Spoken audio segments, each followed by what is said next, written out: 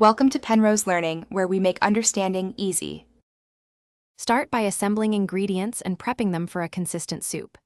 Use 1 cup dried brown lentils, 6 slices bacon, 1 medium onion, 2 carrots, 2 celery stalks.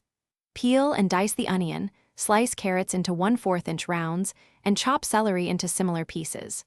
Soak lentils for 1 hour to reduce cooking time and gas if you prefer faster, creamier results. Otherwise, rinse thoroughly. Reserve bacon fat for sautéing vegetables and crisp the bacon in a cold pan until edges are brown. Then remove and set aside. With bacon cooked and set aside, heat 2 tablespoons reserved bacon fat in the same pot. Sauté vegetables in 2 tablespoons reserved bacon fat until translucent, about 6 minutes. Then add 2 cloves minced garlic and cook 30 seconds. Add lentils, 6 cups low-sodium chicken broth, and 1 bay leaf followed by 1 teaspoon dried thyme and 1 teaspoon smoked paprika. Bring to a boil, reduce to a gentle simmer, and simmer 25 to 30 minutes until lentils are tender and soup thickens. When lentils are tender, remove the bay leaf and adjust texture with 1/2 cup water or broth if needed.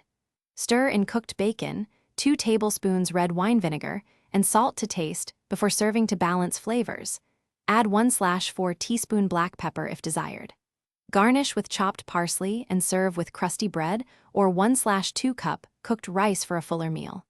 Refrigerate up to 4 days or freeze for 3 months in airtight containers, reheating gently until piping hot before serving. Thanks for watching. If this was helpful, leave a like and consider subscribing. See you next time.